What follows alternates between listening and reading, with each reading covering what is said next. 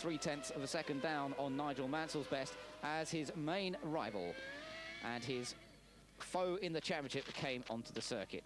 Much the same time, Gerhard Berger was having a spinning time in the Ferrari, and a problem with rear brakes locking up for Berger, costing him time during that qualifying session. Schumacher left it until 30 minutes of the session had been run before he came out onto the circuit to see what he could do. Many people expected the Benetton chassis to be in fine form around the streets of Adelaide, but he knew he was under pressure with that fastest time from Damon Hill in the morning, and now fast times being set by Nigel Mansell in the official qualifying session. First flying lap, though, a 16.580, just a few thousandths of a second slower than Nigel Mansell. And that was before the tyres had really had a chance to come into their best. Everybody was closely watching the monitor as he went flying lap, and everybody expecting to see an improvement from the German.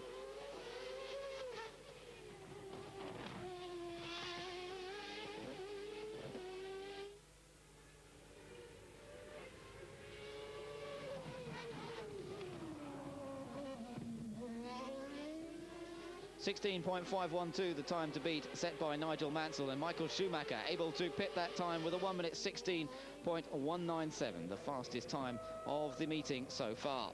Damon Hill being made aware of that time and knowing that he had a lot of work to do to try and beat it.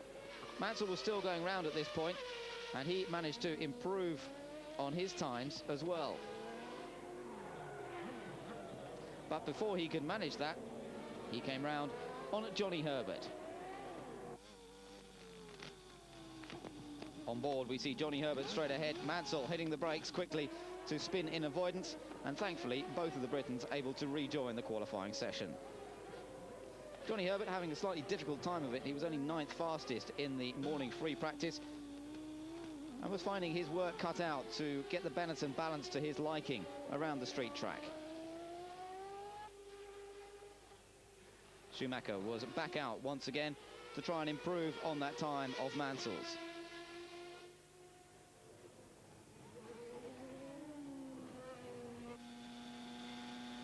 And meanwhile, Mansell was now well fired up after that incident with Johnny Herbert and was on his way to set the fastest lap of the whole weekend.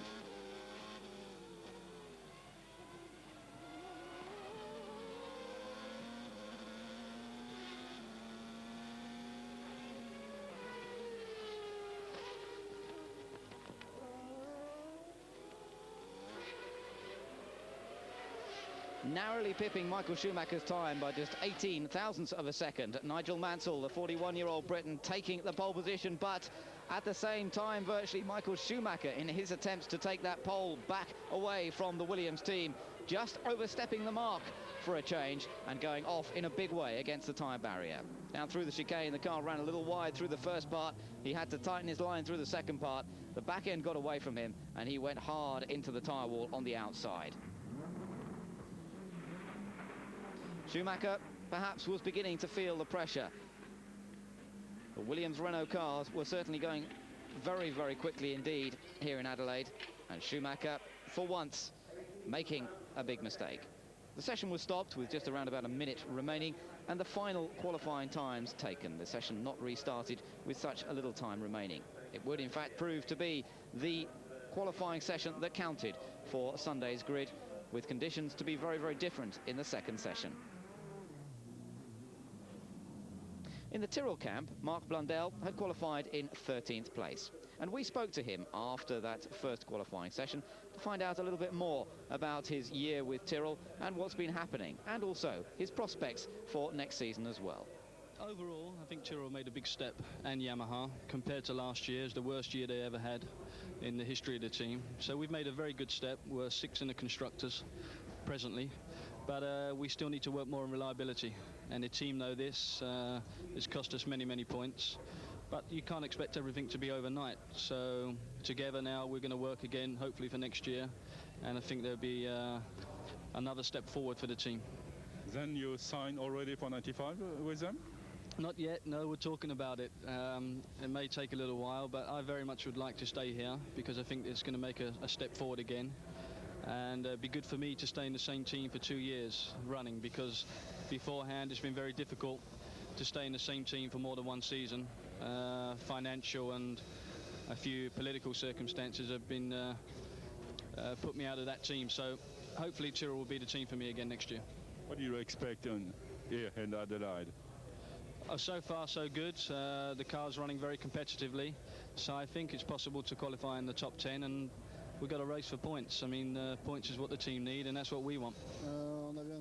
We spoke to Olivier Panis after the qualifying. He says we had a very good car this morning. We tried to improve it this afternoon, and I think that we made a little mistake because the car's not running quite as well, and perhaps we have to go back to what we had previously in terms of setup to try and improve our place on the grid. We asked him how much better he thought he could go, and he said, I think that if we can improve some 0.5 of a second, we would already go up to 5th place on the grid. It's not at the last Grand Prix that we're actually going to be able to take pole position for Ligier, I think, but we can go better. The car is reacting well, everybody is working very hard. We need to get the best performances out of the car to be 6th or 7th on the grid. We asked him about the relative performance also of Frank Lagorce, who was a little way off Olivier's performance on this occasion.